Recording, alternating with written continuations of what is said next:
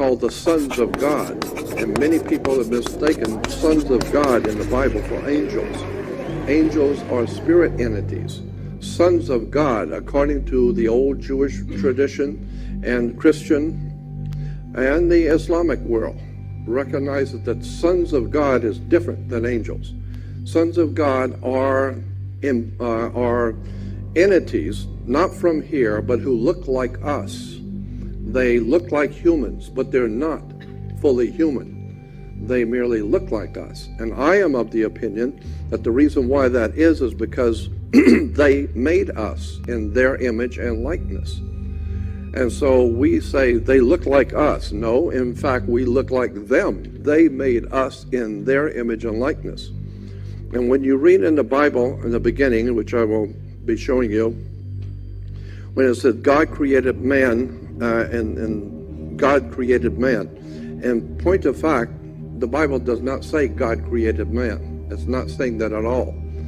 It's saying that God has recreated man. You'll see all of this in the scriptures, but the point I want to make here for this whole presentation is that we are the product of a higher civilization who is watching us, and they are the ones that we have talked about for thousands of years as the gods. The Greeks had their gods, the Babylonians had their gods, all the ancient cultures talked about they who have come down from above, the gods. They were supernatural, but they looked like men. They were messing around with women, but they were not from here. They were supernatural. I think there's something to that. I think that's very true. And I think that they're still messing around with us today. So I want to make the difference. I want the difference to be made in your mind between angels and sons of God. Angels are spirits, sons of God look like us. They're physical beings. So let's start with the companion Bible. People ask me, what Bible do you use? I've got probably a copy of every Bible that's ever been printed. But the one I particularly like is called the Companion Bible, because it has all of the information in there that no other Bible will tell you. They've got all the stuff in there that other Bibles pass over and will not tell you the real truth. The Companion Bible does. In the book of Genesis, first book of the Bible, there's a lot of interesting footnotes on each page dealing with each the scriptures, and then there's a lot of footnotes. So in Genesis, the very first book of the Bible, it says, in the beginning, God created the heavens and the earth. But that's not what it says in the original. In the original, it doesn't say God created the heavens and the earth. This is a mistranslation. In the original, it says, in the beginning, Elohim created the heavens and the earth. Elohim is not God. El is God, Lohim is plural. It's a feminine plural, adding on to the word El. El is God, Lohim is plural. So the correct translation should be, in the beginning, the gods created the heavens and the earth. And next is a very important misunderstanding in Scripture. It says, and the earth was without form and void. First of all, think about it. Why would God create the earth and it's without form and void? What does that mean? That's another mistranslation. Because the people who translated the King James Bible were very good with the King's English, but they didn't know that much about ancient Hebrew or the ancient Phoenician language. So they made some mistakes in their translations. So in the beginning, the gods, Elohim, created the heavens and the earth was without form and void. When you read it correctly, to understand Genesis 1:28, first of all, I have to look at Genesis 1:2, in which the word is tohu vavohu. In the beginning, let's see, and the earth was without form and void. Correctly translated, it is not was without form and void, but you'll see in the footnotes, it became. Was is actually the word became. And without form is waste. And void is connected to waste and a void. So what I'm saying is that when you read in the Bible, the earth was without form and void, and no, the earth became a waste and a desolation. It wasn't formed tohu vavohu, but it became tohu vavohu, or it became a waste and a desolation. That's interesting. So going back to this quickly, And the earth was without form and void. Was without form and void in Hebrew is the word tohu vavohu, which means became a waste and a desolation. And so this word tohu vavohu means it became a waste and a desolation. But this word is only used in the Bible twice. Once in Genesis 1:2, we find tohu vavohu. Also in Jeremiah 4:23. When Jeremiah 4:23, we're told that Jeremiah is given a vision by God of the world that was before mankind was on the earth. And here in Jeremiah, it says, "And I beheld the earth, and lo, it was without form and void."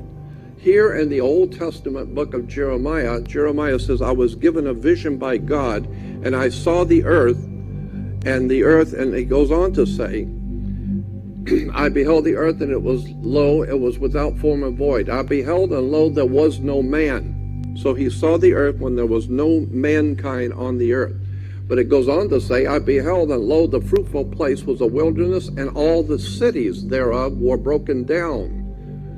And it goes on to say that all the birds, on number 25, "I beheld, and there was no man, and all the birds of the heavens were fled, and all the cities thereof were broken down." So he's talking about animals, birds, and beautiful cities, and they were all broken down, but there was no man.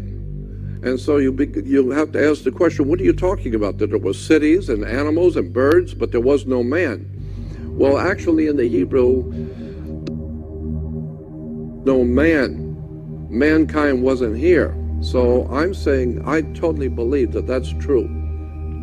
That millions of years ago, this earth was a landing place, was a meeting place for what the Hebrews called the Elohim, the gods who came here and had cities. And those are, I've got many different multiple translations from different translations that say basically the same thing. All the cities were broken down, and the birds were gone. So the point being is that in the Old Testament, we're seeing that there are cities where the Elohim, the gods, resided. Now, when you hear that the Hebrew religion is the only, or the very first monotheistic religion, mono, of course, meaning one, the worship of one God. In point of fact, that's not true. The Hebrew religion is henotheology, henotheistic, not monotheistic. Heno, look it up in any religious dictionary, you will see that the worship of one God is not monotheistic. The word is henotheistic, which means picking one God out of a group, out of many. So in Hebrew theology, when you hear that the Jews were the first monotheistic religion, no, not monotheistic. The Hebrews always had many, many gods, but they picked one in particular and to worship, and that was Yahweh, one in particular. So you could say that they were the worshipers of one God, but they picked that one God from many others, and they were all equal, the gods were.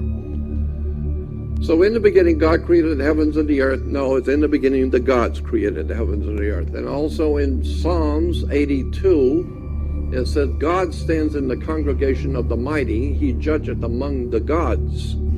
So it shows that the Hebrew God is judging among the many gods. He's just one of them.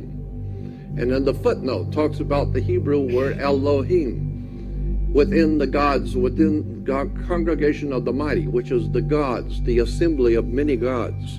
So the Hebrews merely picked one of the many gods that were available.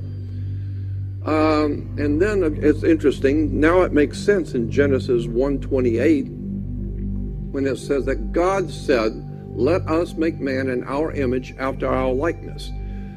I used to correspond many years ago with Rabbi Marvin S. Antelman, who at that time was the head of one of the largest rabbinical associations in the United States. And I used to correspond with him all the time, and we talked about this particular scripture. This is back in the early 60s.